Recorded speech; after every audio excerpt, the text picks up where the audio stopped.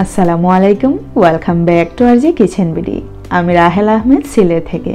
আমার আজকে সহজ রেসিপিতে থাকছে ব্রেড দিয়ে নাস্তা রেসিপি। আশা করি এই রেসিপি আপনাদের খুবই ভালো লাগবে। আমাদের বাচ্চাদের টিফিনে, এমনকি ঝটপট মেহমান আপ্যায়নে, এমনকি আমাদের সকাল বিকেলের নাস্তায় যদি মন চায় ঝটপট বানিয়ে নিতে পারবো। তাহলে চলুন আমার আজকের এই রেসিপিটি দেখে নেওয়া যাক। আর যদি আমার রেসিপিটি ভালো লাগে অবশ্যই আমার চ্যানেলটি সাবস্ক্রাইব করে আমার পাশেই থাকবেন। সাথে অবশ্যই নোটিফিকেশন বেলটা অন করে রাখবেন, তাহলে আমার পরবর্তী সহজ রেসিপিটি আপনার কাছে পৌঁছে যাবে। রেসিপিটি করার জন্য আমি নিয়েছি ব্রেড, দেখতে পাচ্ছেন। যদিও আমাদের সম্পূর্ণ লাগবে না, আপনাদের পছন্দ মতো বানিয়ে নিতে পারেন। এইখানে আমি 9 পিস ব্রেড ঠিক এই রকম করে সাইডটা কেটে নিচ্ছি।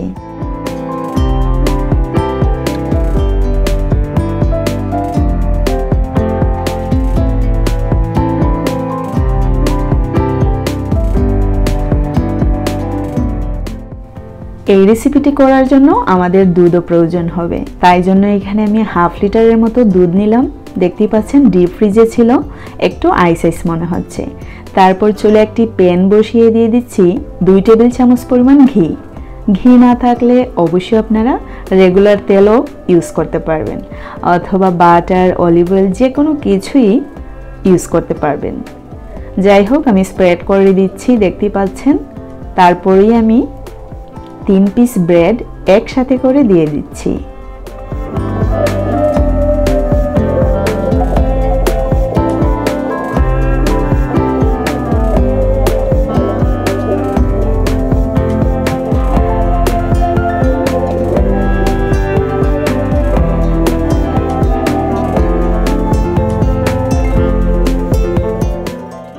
চুলার আগুন অবশ্যই মিডিয়াম টু লো ফ্লেমে রেখে ঠিক এই রকম করে উল্টিয়ে পাল্টিয়ে একটু ভেজে নিতে হবে। তারপর দিয়ে দিচ্ছি দুধ। দেখতে পাচ্ছেন, একসাথে দিতে যাবেন না, তা না হলে কিন্তু ব্রেড একেবারেই গলে যাবে। দিয়ে দিচ্ছি খেজুরের গুড়। দেখতে পাচ্ছেন, কিছু অংশ দিচ্ছি ব্রেডের উপর দিকে, আবার কিছু অংশ দিচ্ছি দুধের মধ্যে। আর দুধের মধ্যে দিয়ে একটু স্প্রেড করে নিতে হবে, যাতে করে দুধের সাথে মিশে যায়।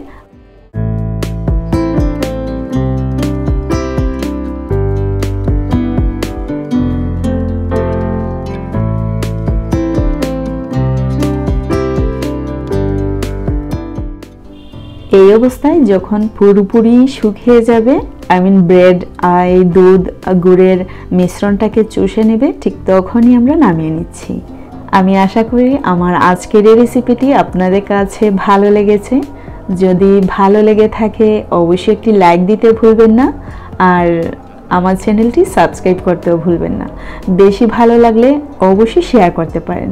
আমার এতগুলো রেসিপির মধ্যে যদি একটি রেসিপি হলেও আপনাদের কাছে ভালো লেগে থাকে অবশ্যই শেয়ার করার অনুরোধ রইল।